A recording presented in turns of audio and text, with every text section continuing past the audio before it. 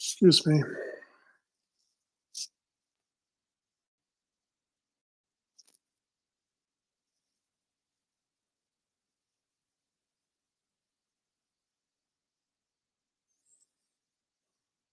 Okay, we are live.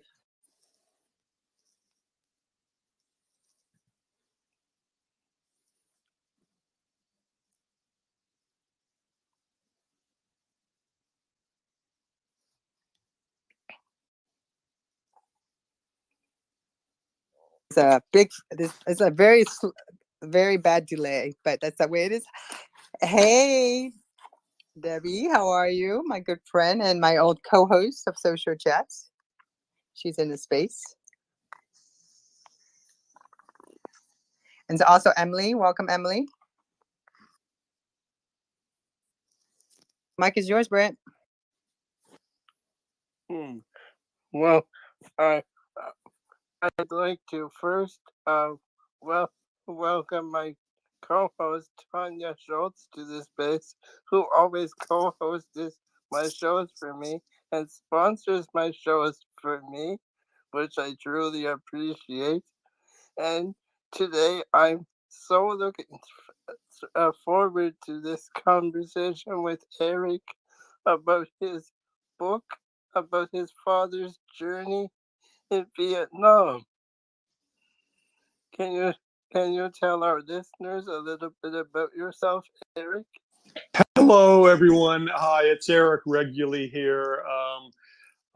First of all, I'm in Rome, Italy. I'm the European bureau chief for the Globe and Mail. So there may be a little bit of a lag on this call. Yes, the book is called Ghosts of War. The subtitle is called Chasing My Father's Legend Through Vietnam. And my father, Robert Reguly, who died 11 years ago in Toronto, was probably, no doubt, the most famous print journalist in Canada in the 60s and early 70s. And in 1967, after he had a remarkable career in Canada, including 2 national newspaper awards, he was sent to Washington, D.C. And shortly after he arrived in 1967, he was sent to Vietnam, which was the big story of that era. And it's a miracle he survived, given the risks he took, as he was a very brave man, but also prone to taking crazy chances, in my view and my mother's view, and wrote some remarkable stories. He turned on the war in 1967, even though most of the Americans, including our neighbors, we lived in a neighborhood full of military people in Chevy Chase, Maryland, figured that the war was going to be easily won. And because the United States had never lost a war before. And so in 2018, I went to Vietnam and I retraced his steps as well as I could based on some notes he had left me, some photographs, his original typed articles, and some interviews I did with the few journalists who knew him that were still alive and who had also been in Vietnam. And I just had a remarkable journey for a month. That journey begat a newspaper article of 9,000 words in the Globe and Mail in, I think it was March or April of 2018. And that was only about my father's journey in Vietnam. And I was approached by a publisher, Sutherland House Books of Toronto, and Ken White, who's the publisher, said, "Look, this is a book," and I turned it into a book, and it was published in late March of this year. There was a book launch in Toronto and New York, and both went well, and it's getting good reviews, so I'm very, very happy. So that's sort of the genesis of the book. So can you tell us a little bit about the retracing journey? Sure. It was one of the greatest adventures of my life, because I'd never been to Vietnam before, and I had to hire a fixer. A fixer is journalese for a helper on the ground. So my fixer was a local young journalist. She was called Nhung, and she spoke English perfectly. Of course, she spoke Vietnamese. And I said, look, foreigners aren't allowed to rent cars there. So she arranged cars for us. I told her where I wanted to go. We flew actually to what was then the southern part of North Vietnam, hired a driver, and we just retraced our routes, went to the battle sites from where my father had been, and a couple of them where he almost lost his life. And in one battle site we found, he actually had to fight his way out. He went in with 700 Marines, and after a few days of fighting, there were 400 or 500 casualties. And one of the Marines, this is the Battle of Con Tien, which is one of the ugliest battles of the entire Vietnam War. And he actually had to fight his way out, which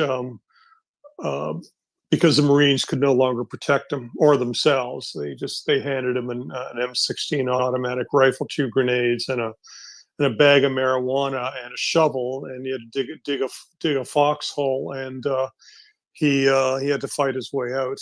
But a lot of journalists had to do that when the situation got ugly. Anyway, so we spent about 3 weeks together, traveling throughout the country from the northern part of what was South Vietnam all the way quite far down. Ended up in the highlands near Cambodia, where my father wrote some amazing pieces. This was near the Ho Chi Minh Trail, and it was wonderful working with her. And I found she was friendly and she was enthusiastic. But what I really liked, what I really liked about working with my fixer, Nhung, is that she didn't know much about the Vietnam War herself. So it was a real learning experience for her. And, she was in her late 20s then, mid to late 20s. And I said, how come you don't know more about this war? She said, look, it was 50 years ago. And I said, do you know about the major battles and all that? She said, no, we're not really taught that in Vietnam. We were taught that the war was won by the North Vietnamese. It was won by Hanoi. But we weren't taught the details, and which I found a bit strange. So the point being, Brent, that it was a learning experience as much for her as it was for me, because she went to some of the main battle sites like Con Tien, the Highlands, Khe Sanh, we went there, even though my father was not at Khe Sanh. We went there, which is probably the most famous battle of what the Vietnamese call the American War. That was in 1968.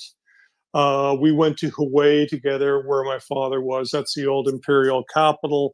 That was the one battle that resembled World War II fighting, because it was an urban battle. It was street to street, house to house. Most of the fighting during the war in the 60s was not in cities. Some of it was, but most of it was not. So it was really an enjoyable experience, and she loved it, because she learned as much about the war as I did, and she's throughout the book. Oh, I'm looking forward to reading that. So, and when you land in Vietnam, can you tell us a little bit, like, how were the people? Like, how did they treat? Like, did they know you were there to write a book, or how did you feel?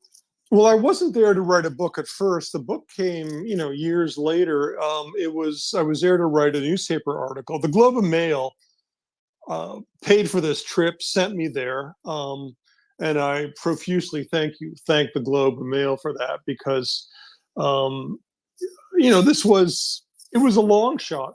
Tonya. They didn't know what I would find there, what I would produce. They didn't know if I was going to produce, an article of 1,000 words, 5,000 words, 10,000 words, because I had no idea what I was going to find there. But I found the people. It's a really good question.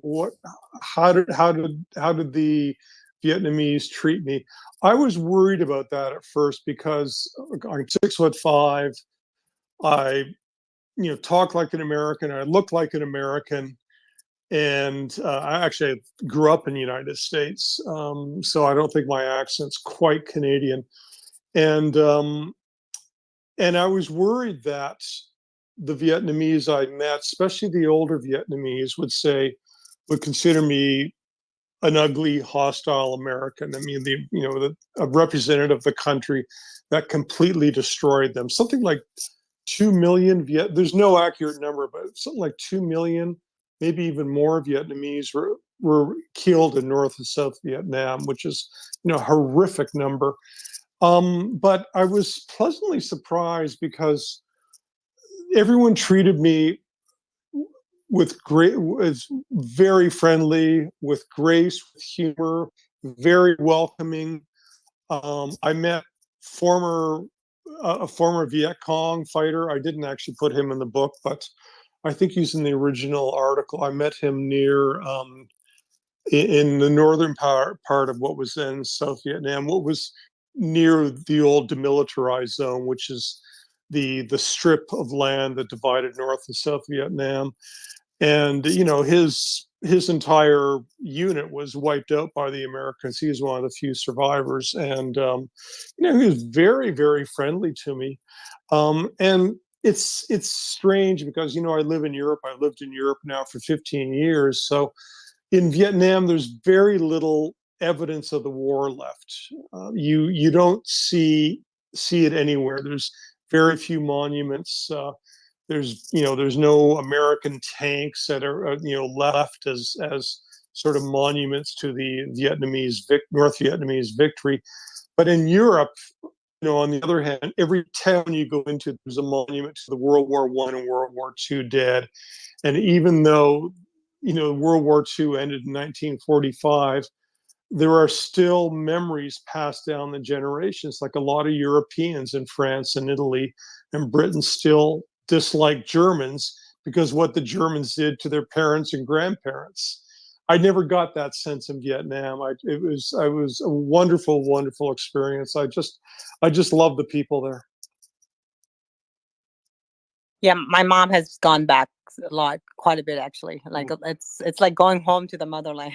Like everyone's gone back and visit. And how I learned about Vietnam and the experience of war was when I had the opportunity to interview Tonya for my first episode of Inspirational Interviews. That's when I got to learn about Tonya's experience of coming on the last plane out of Vietnam in 1975, and got to learn a lot about her experience coming to America. I think I was one of the very lucky children because of what my mom did during the war. But I was very blessed. But I wasn't, again, I just have not gone to visit, so I wouldn't know how I would act. But I've been following quite a bit of Vietnam and the technology, how much have grown, all the different hackathons that they host, and how much they have developed. Because when back when I always remember that back when Clinton was when he finally opened up trading with Vietnam, I always just thought Vietnam was this third world country. Back then maybe it was, and I still have pictures of myself as a little child drinking Coca-Cola, holding a glass jar, and back for me it was something normal to live like that. And then we had a refrigerator, we had a TV, and it never dawned on me that no one had that where we live. But that's just how I was living in Vietnam. But I feel that Vietnam itself as a country, we don't have a north or a south. It's just more now. It's just it's interesting times. I have a lot of different side of the point of view, but I can say that Vietnam is very, even though it's communist, it almost feels very capitalist. in a sense that everybody's out making money, trying to make money. Was your Tonya? Was your mother there during the war in the 1960s?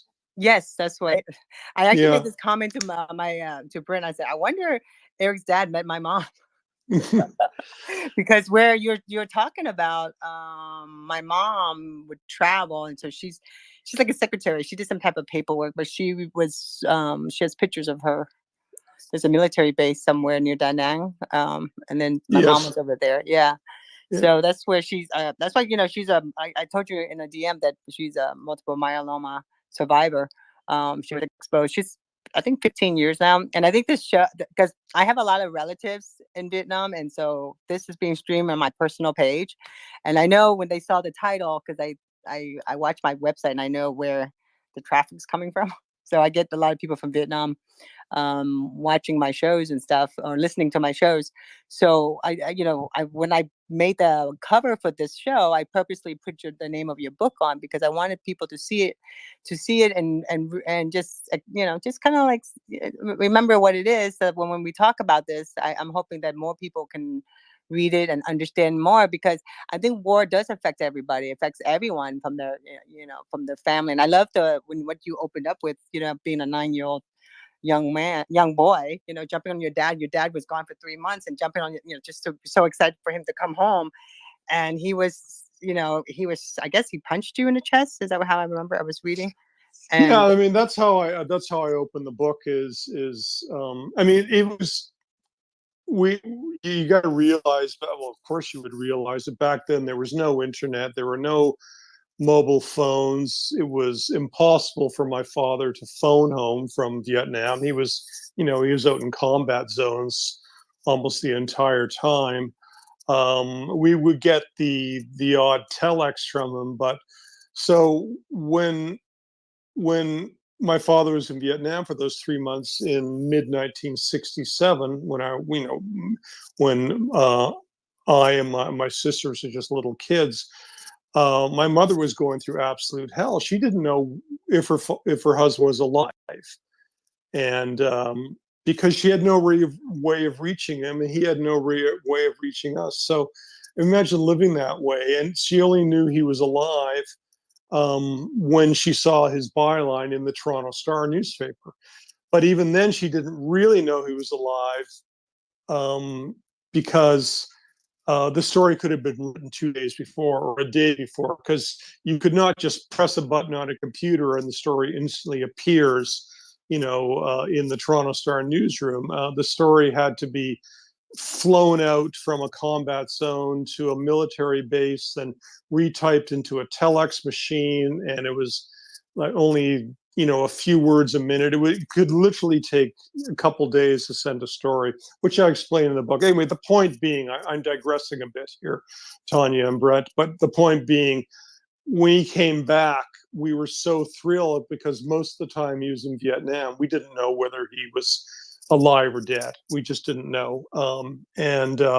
So it was like, a miracle. This guy who'd spent 3 months in battles had come back. So the day after he got back to Chevy Chase, Maryland, which is just outside of Washington, D.C., it's right on the border, which is where we lived, and a lot of journalists live. I jumped on his bed in the morning. He was asleep, and he drove his fist right into my chest and propelled me against the wall. And I was in absolute agony. I was crying, but I was also shocked. And then my dad profusely apologized. He said he didn't mean to do it, but what was happening? He was still, in his mind, he was still in that foxhole in Vietnam. The war was still going on, and his natural reaction was, when he thought he was being attacked, was to punch out, and that's what he did.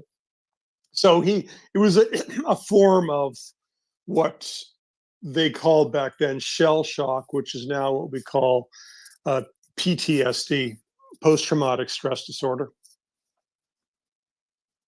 so in your book, you pretty much your career was kind of like this, almost the same as your dad being stationed, because wasn't your dad stationed in Rome also? Yes, after from 66 to 69, he was based in Washington, D.C. He was the U.S. bureau chief for the Toronto Star.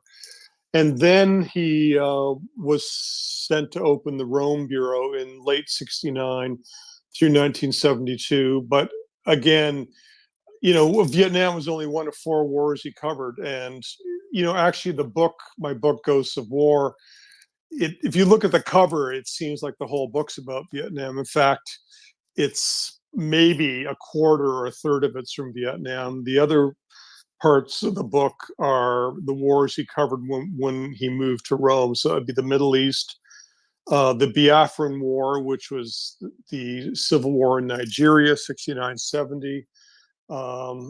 And also, he said the actual worst war he covered was the Indo-Pakistan War in 1970 or 71. I think it was 1971. And the stuff he saw there was just unspeakably horrible. I mean, it was I don't even want to say what he saw in this conversation there, because it's just revolting. But so it was about the 4 wars he covered. But the book's really not a war book, Tonya and Brent. It's about his relationship with me, his relationship with his family, what I learned about my father in researching this book and going to Vietnam. I wanted to learn what he went through. And I used to think my father was simply a thrill seeker, that he had to get his high, like a cocaine addict had to get a high. He had to keep taking more and more risks to be happy. That it's the old cliche, you never feel as so alive as when you're so close to death. And but that wasn't him. He really was a truth warrior, and he took risks to find out what was really happening. He was not born to be a war correspondent. He was not a natural war correspondent. He was an investigative reporter who turned into a war correspondent. And so this book is about that personal journey of me discovering who my father really was. Did he inspire my career? Sure. Yeah, I'm a journalist and a foreign correspondent, largely because of him. I've never covered a shooting war, though.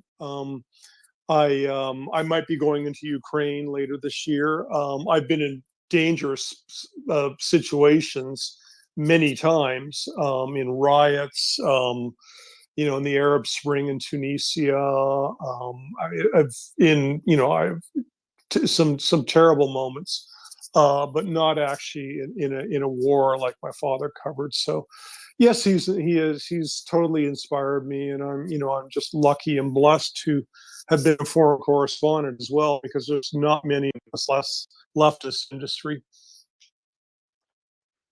Well, I researched you, and you would in our DM. I just said you inspired me. I talked about writing my mom's story, because her story is really interesting too, in a different point of view compared to what an average Vietnamese woman would go through during the Vietnam War. Hers was like I can't really talk much about it until I would put it down and be able to talk to my mom more about it. Yeah. But she didn't really want to talk about it. She was just very she didn't want to care. But sometimes, once in a blue moon, she'll tell me a little story, and how she met this colonel, and where she was working, and her first job and stuff like that, and how she ended up working where she was working, and where she was supposed to come to America to get trained, but she couldn't because she was pregnant with my brother. And it was interesting time. And I said, I'm gonna write a story about this. But reading your book made me I wanted to read more, because I wanted to understand my mother more now. And because I grew up in this country, in America, but we were so poor that I hated my mom for it. I never connected with her. So, and I think because when I was a child in Vietnam, she separated us because she didn't want us to get hurt. So I never had the connection with my mom. But reading your book and understanding how you were trying to understand your own father, and seeing talking about his story, but yet your story seems to almost mirror as far as where you worked and what inspired you. Because not everybody grows up and they say, hey, I want to be a journalist, I want to find out stories, I want to publish stories. It's a very special niche. You have to really love and be passionate and understanding and want to solve a problem, but yet also be able to write in a way that intrigues your readers. So I find that interesting that there's two generations that are journalists, and especially covering working for the same newspaper and everything. Well, yeah, I mean, my father and I do have some parallels. I mean, I was an investigative journalist when I lived in New York for a while. We both had postings in the United States. We both had postings in Rome. We both spent a lot of our careers as a foreign correspondent. My father was more investigative journalist. I've been more of a foreign correspondent. He had two foreign postings. I've had New York, London, and Rome. But it's amazing. We do cover the same parts of the world. Like when he lived in Rome, Tonya, he didn't cover Italy. He covered the Middle East, Africa, and parts of Asia. And I'm doing pretty much the same thing. I'm doing quite a bit of Middle East coverage. I was in Gaza a couple months ago. I was in Israel. I was in Egypt late last year. I go to Lebanon quite often, even Saudi Arabia, and I'm absolutely fascinated with that part of the world, as was my father. Absolutely fascinated by it. So I can see, what attracted him to these parts of the world, what gave him his passion. It's interesting viewing, cities like Cairo, which he loved, and Beirut, which he loved. Reading his old stories from these areas and going back, 50 years later myself, and looking at these same cities and areas, and some of the stories haven't changed. I mean, like the Palestinian question, Palestine was a big story. Obviously, there were two wars, 1967 and 1971, the Yom Kippur War and the Six-Day War. And, there's no war now, but, that story is got some similar elements. And I'm thinking, wow, here I am in Ramallah, Palestine. My father was here 50 years ago, and we're writing basically the same story. Isn't that amazing? I love that. It sure is. Yeah, I love that. So, but yeah, like it's look at my career could, I wanted to be a journalist. My career could have gone in completely the other direction in journalism. I got very lucky being a foreign correspondent.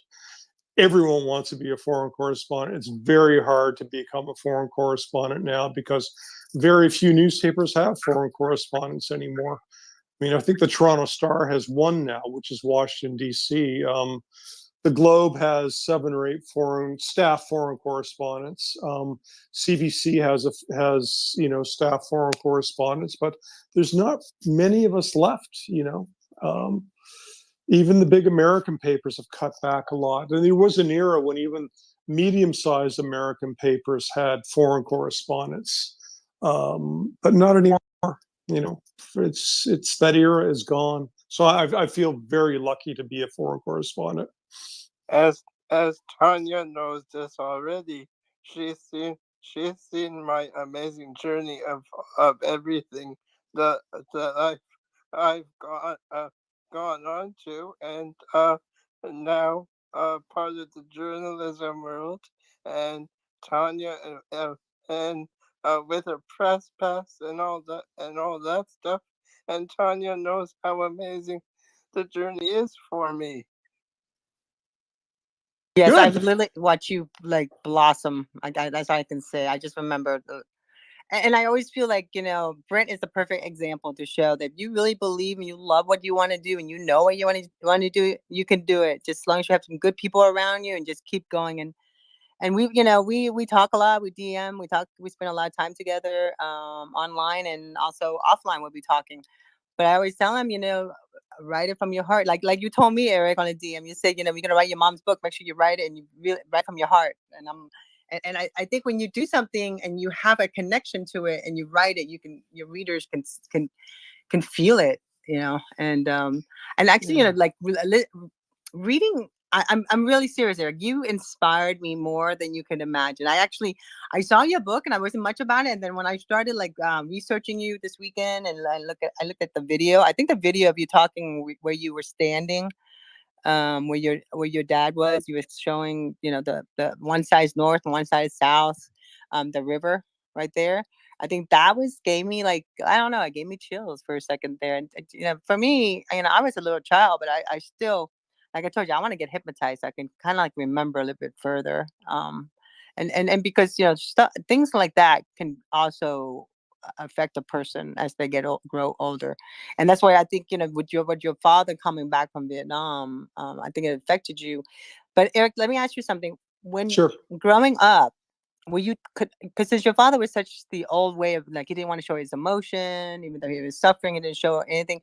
Did you feel like you weren't loved enough, or did you feel like you connected with him, or were you always seeking his attention? Oh, that's a really good question, and I do talk about this in the book because as I mentioned, Tonya, the book it's not a war book. It's a book. It's my personal journey into rediscovering who my father was, his relationship with me and my sisters, and his wife, my mother, who's alive in New York. She's 86, and what we all went through. And yes, I sought his love. I sought his approval. He never once.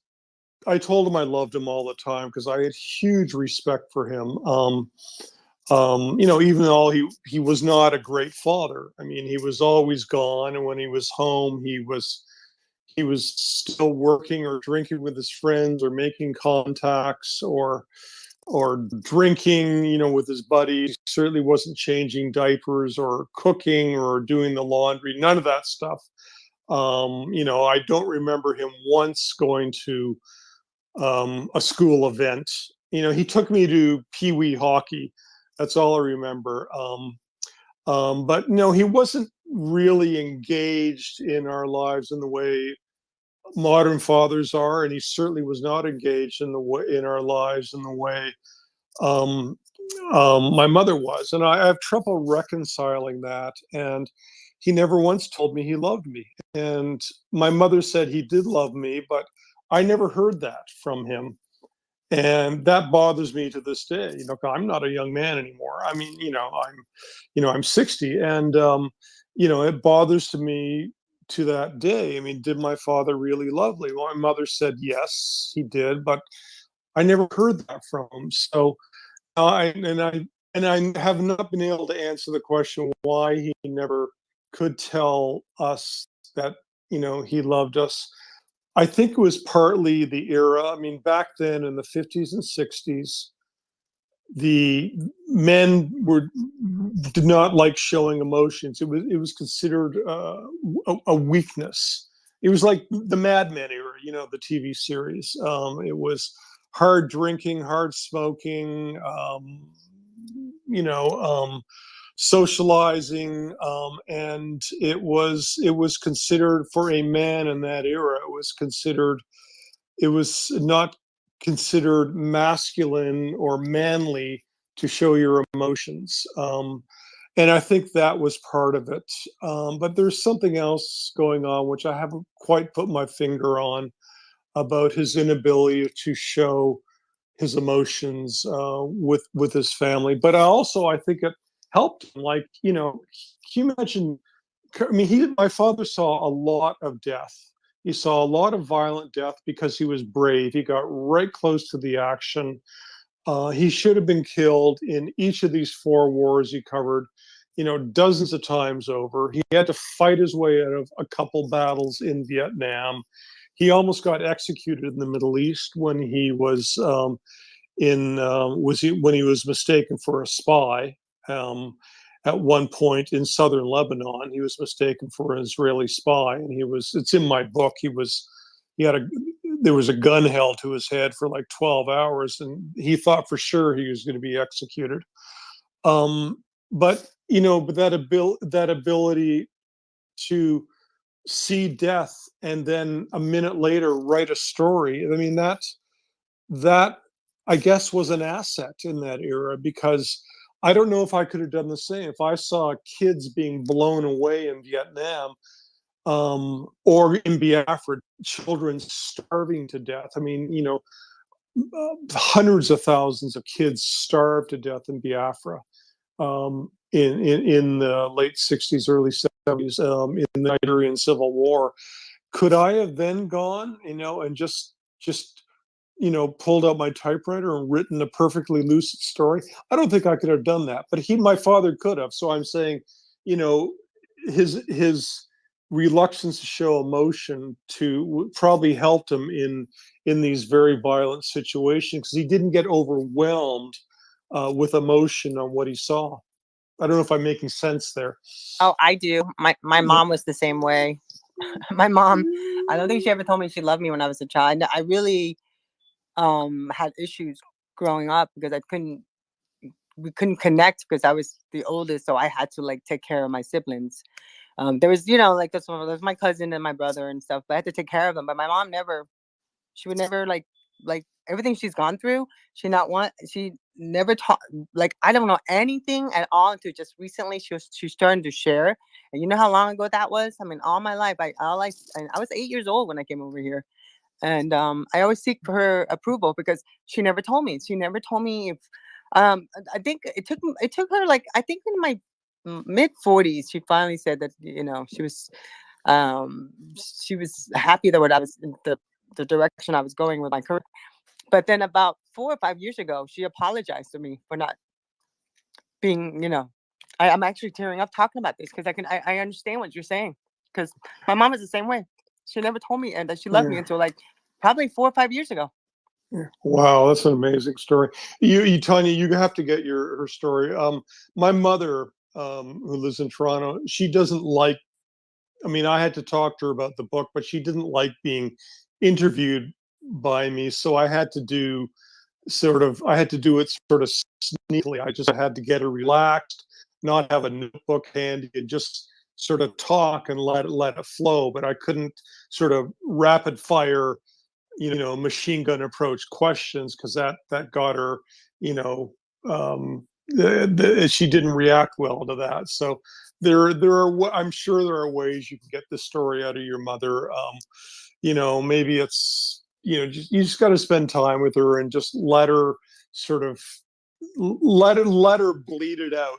It'll come out naturally, and in the end, my mother wanted this story to be told, and maybe your mother does too, but you can't, like I learned with my mother, that I couldn't be a hard ass reporter, with just machine gunning her with question after question. It just had to sort of come out naturally from her over time, not in one session. So, I agree with you on that. Yeah. I actually try to talk to her, and because I love to interview, and I like, I always thought I was so good at interview. Okay, I'll interview my mom. She did not like that. And then the last couple of years, since she told me she loved me, so I felt a little bit more comfortable, and I'm not trying to like. I stopped trying to prove to her that I have value. Yeah. I stopped doing that, and she like, as time went on, she's gotten a lot better, and she'll tell me, like, she'll call me out the blue and start talking about different things, and I'm sitting there going like, I wish I had a recording because I want to record this so I can write this down. But she'll call me and tell me a little snippet of certain parts of her lives, and how poor she was, when she was a little girl, and how she landed where, where we lived, and like how they got there and stuff. So it was just, stuff that I never knew of. No one told me. I didn't. And again, I came here at 8, but I moved out when I was 16 years old. So I really didn't have much about the history. But again, Eric, I'm telling you, when I read the little snippet that I read, and I knew it wasn't a Vietnam War book. Even my hubby was like, I thought you hate reading Vietnam War book. Why are you getting this? I said, it's not about a Vietnam War book. And he was looking at it too, and he was like, oh wow, this is really good. So that's why I was so into reading your book. That's why when I was like, I gotta go. I'm interviewing the author, and he's like, really? I'm like, yeah, that's why we got the book. But I really felt connected to it. So, Yeah. so I understand what you're saying about your father not sharing his story or not talking and telling you he loves you. Yeah. But yeah, you got to get your mother's story, Tonya. You actually have to get it because it was that Vietnam War was one of the biggest stories since World War II, and these memories have to be recorded and cherished. I mean, I was barely old enough to remember. I was 9 at the time, but it was a huge event. It was the biggest story of the 1960s. It was much bigger than what Ukraine is now. This was United States at war, and 2 million Vietnamese died, 58,000 Americans. It cost Lyndon Baines Johnson the election, and he decided not to run in 1968, and Richard Nixon was elected. It was the race riots. It was what they called the Vietnamese boat people, coming to North America and Canada. It changed America profoundly, and the scars of that war are still being felt today, 50 years later. And to get your mother talking about what she went through would be just extraordinary, absolutely extraordinary. Can you tell us a little bit about Tim Page, the Vietnam photographer, who is quoted in your book? Yeah, certainly, Brent. Yeah, this has been a really emotional week for me because my hero, Tim Page, died last Wednesday. He died at his home in Australia. Now, who is Tim Page? Tim Page is the most famous Vietnam War photographer. He's a Brit, born in Britain, and he went to Vietnam in 1965 when he was only age 20, and he took some of the most remarkable photographs of the war. He was severely wounded several times, 4 or 5 times. This is all in my book. And a landmine exploded in front of him in 1969, and it removed 20 cubic centimeters of his brain, and he was basically a vegetable for a year. He is, I don't know if you remember the movie Apocalypse Now. Francis Ford Coppola, that was 1979, one of my favorite films. He's the model for the crazy photographer, played by Dennis Hopper in that movie. And he was also the best friend of Sean Flynn. Sean Flynn was the son of the famous Hollywood actor Errol Flynn. And Sean Flynn went missing in Cambodia in 1970. He was probably almost certainly executed by the Khmer Rouge, along with his friend Dana Stone, another photographer. And their bodies have never been found. Tim spent most of his post-Vietnam War years trying to find out what happened to them. He did not succeed. He couldn't find their bodies, and anyway, I got to know. One of the reasons I did this book, Brent, is that he inspired me to do the book. I first met Tim in the late 90s. I had just joined the Globe and Mail. I was living in London. I moved to Toronto to work for the Globe and Mail, and I went down to New York because Tim had just published his greatest book, I thought. It's called Requiem, and it is really an amazing book. It is a collection of the photographs done by all the photographers on both sides of the war who covered the war in South Vietnam, and the photographers who covered the war in North Vietnam, all the ones who died on the job. And I think there were about 150 of them who died during the war, and it was a long war. When when I blog about this space to help Tonya out, I will make sure to include all the links for the articles and for every book that's been mentioned. Okay, thank you for doing that, Brent. Anyway, so his book was called Requiem, and it's a collection of the photographs by all the photographers died in the Vietnam War. So I went down there to interview him. I reviewed the book, which is amazing. By the way, in Saigon, now Ho Chi Minh City in Vietnam, there's a permanent exhibition of the Requiem photographs at the War Remnants Museum. I don't know if you've been there, Tonya, but it's an amazing museum. Anyway, I said, look, my dad was in Vietnam the same year you were, 1967. Did you meet him? No, they don't remember meeting each other, though I bet you they did, because they were in the same battles like Con Chien and the Highlands, etc.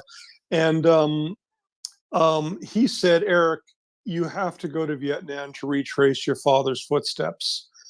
And so Tim actually gave me the original idea to learn about my father, what he did in Vietnam, where he went, what motivated him, what he saw. That was Tim's idea.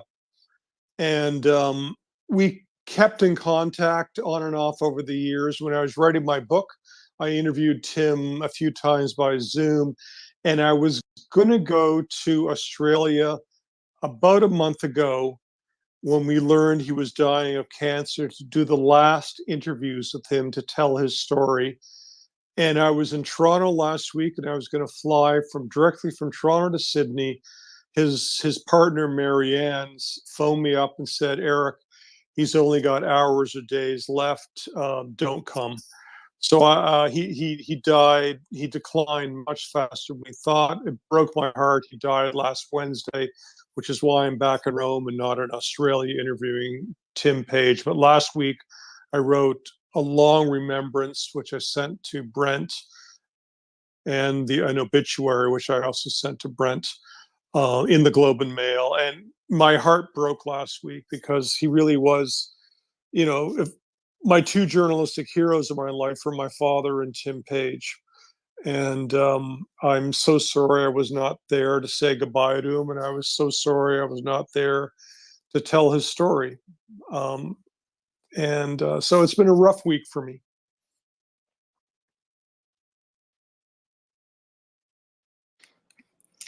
And you're planning to do an event in Hawaii in honor of him next year?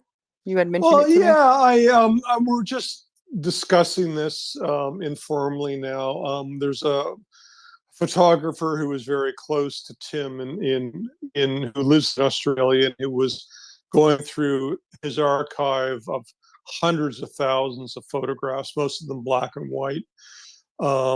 He's also a war correspondent himself. He's been in Ukraine. He's called Stephen DuPont. And we have this idea that we would like to do a reunion to celebrate Tim's life sometime next year. And the obvious spot to do it is somewhere in Vietnam. So it's not planned yet. It's just in the concept stage, but I think it will happen. I don't know when it will happen, where it will happen. My idea is to do it in Hue, which is the old imperial capital, which I was there. Some horrific fighting was there, but it's also a very beautiful city. It's on the Perfume River. And have you been there, Tonya? No, I haven't. I've been in America since 1975. The only thing I remember about leaving Vietnam is living in a tent. When we went to Guam, and before we can come to America, we had to get our medical stuff, all our stuff done, and then we lived in this tent. It's where a whole bunch of Vietnamese people, and it was the only remember just the first time I had scrambled eggs, and I couldn't eat it because they weren't used to it. But that was all I remembered. I thought they gave us French. They gave us toast, and I thought they were giving us dessert for breakfast, and I couldn't understand it. That's all I remember about that. But like I said, you opened my eyes to a lot of new things that I never thought of doing, but now you just inspire me more. So, but okay. We have my good friend Debbie here on with And I just wanted to say that Debbie did an amazing interview with Tonya, and Debbie has a whole show of amazing interviews, and I met Debbie through Tonya. Hi Debbie. Hi, Debbie. Hi. Yeah, actually, Eric, while you were telling me your story about, finding the roots of your dad's career and connecting with that. My dad was in World War II and in the Navy. He would not speak about anything at all from the war, except shore leave stories. So I got a lot of those. And then I found out there's a picture of him on the ship with a mascot, with a dog, and that opened him up too. So that got me thinking, because I'm a writer as well. So I did a book called Anonymous, and basically it was a story of the mascots. And this was before computers and social media. I put out a letter in Legion magazine and the three Army, Navy, and Air Force magazines in the U.S. Letter to the editor, call for stories from the veterans themselves to talk about the mascots. Oh my God, you would not believe the stories I got, and I got quite a few from Vietnam as well, which were awesome. One guy talked about a snake, and it was so funny. It was like 7 pages long, handwritten. So yeah, these stories do need to be memorialized. But you got me thinking, because I did not know anything about my dad. And when he died, because he wouldn't talk about anything, like he was born in Canada, but his parents are from Ukraine. And he never connected with he never stayed in touch with his family. So I never really knew his family either. And so when he died, I researched into what it was like for people coming to Canada, the Ukrainians coming to Canada in that first wave. And there was a lot of prejudice. You got beaten up if you spoke Ukrainian. And so I understood him a lot more when I did the research. I mean, it wasn't necessarily his story, but hearing other people's stories helped, right? So I thank you for sharing that, because I feel I feel like I kind of understand that journey, although I think yours is a little closer, and I think that was great. But I also know that feeling about not hearing the L word as well. So I never heard it from either parent. So there's that. Yeah, well, I imagine that you and I are probably about the same age. So it's your father sounds a bit like my father. It was not considered manly to express your emotions. So I mean, you and I had to live with that. And but I tell my kids I love them all the time. It's just like every day, right? So it was just a different era back then. But what a good idea for a book on the mascots. When was that published? I published it myself, and I did it I had it, I pitched it many, many times, but nobody wanted to publish it because it was stories from the veteran's mouth. So some of the stories, might have been embellished a bit. I don't know if those stories, I mean, they were so cool. I mean, one guy talked about a goose that was on the ship, and, but in order to tell the story of the mascot and how unique they were, they had to tell about the environment that they were in. Because, I mean, you got dogs running up and down the rungs of a ladder to hold on when the waves were washing over the deck and stuff like that, you don't get those stories when you ask them about it directly. it Yeah, only pertains around the mascot. So it was really interesting to hear that. I did have an article published in the Calgary Herald, and that was actually my very first paid published piece. I still have it. I found it in storage the other day and scanned it, but it was about Navy mascots. And after I get that published, I decided to expand it to the other services and also other wars. So yeah, it was. But so I published the other one, self-publish it. So I've got it on Amazon. Oh, really? I would love to read that book. But it's a great idea, and so many people in the world love dogs and pets. So, so what do you see next for carrying on the story, Eric? From, like, I know that the book is out, but where do you hope to what do you hope to do with the story now? That's another good question. I don't think there'll be a second edition of the book. I probably should have made the book a bit longer. It's like 50,000 words. It probably should have been 60 or 70,000 words, because I left a lot of material out. But I've been a daily newspaper frontline journalist for 35 years, so I don't, I think my writing is economical and to the point, and I spend a lot of time taking words out of my story, taking paragraphs out, so I don't think long. So I'm not saying it's written in newspaper style, but I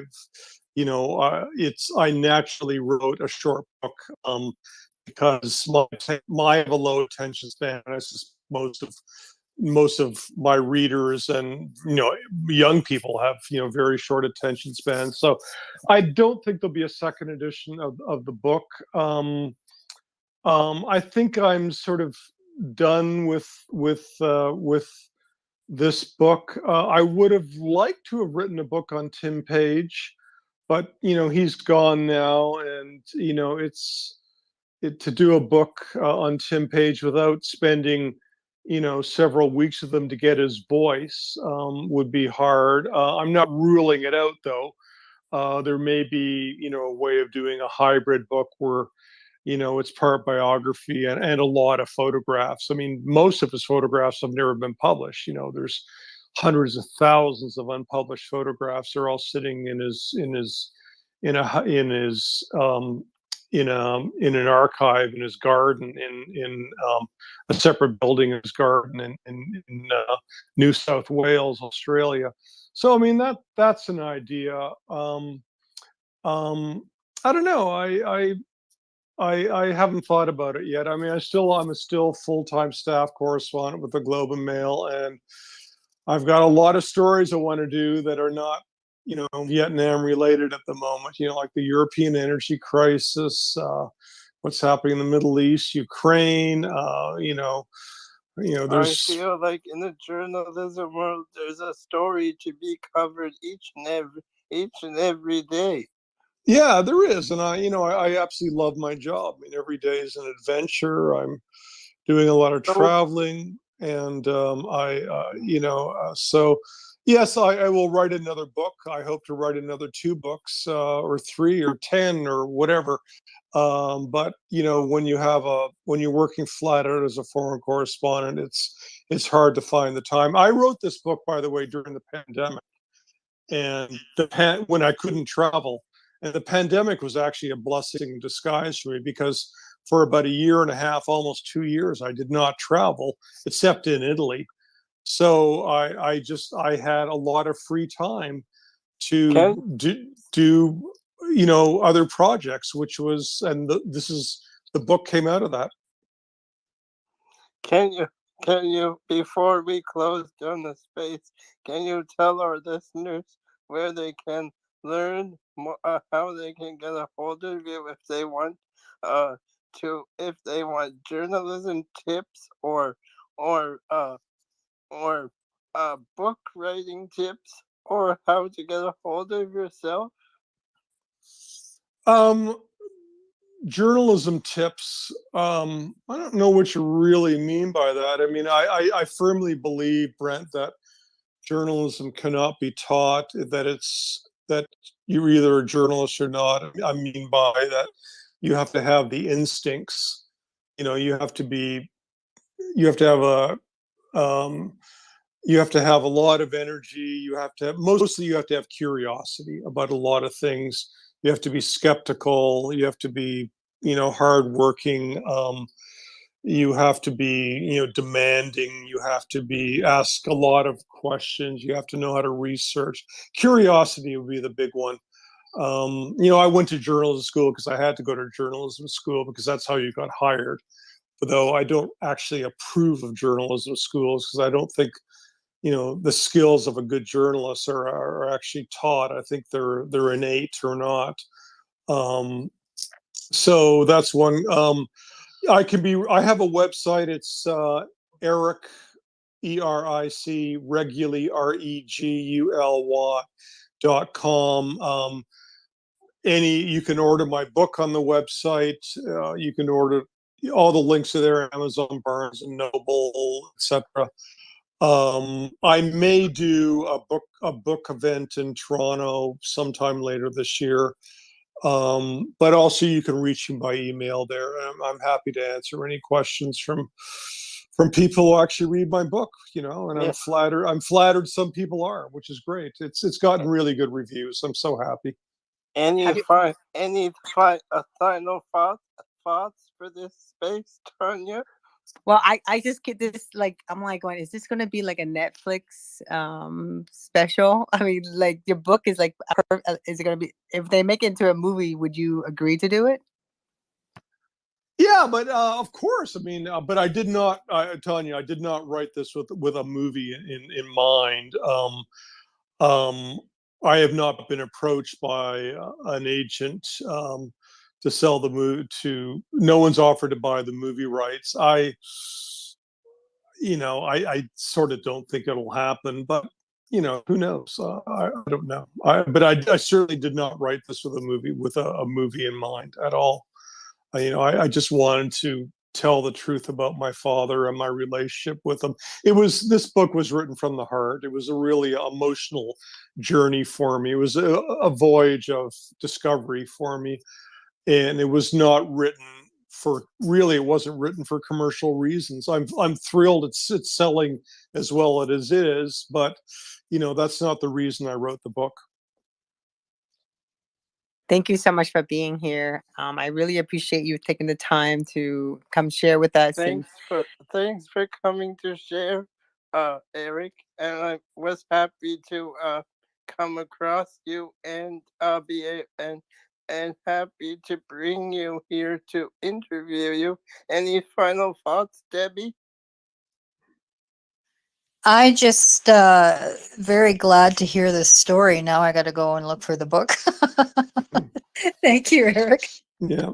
Well, thank you all. Thank you, Brent. Thank you, Tonya. Thanks, Debbie, for your questions and observations. And I'm flattered you asked me to do this. And my final thought, everyone has a life story that can be turned into a book.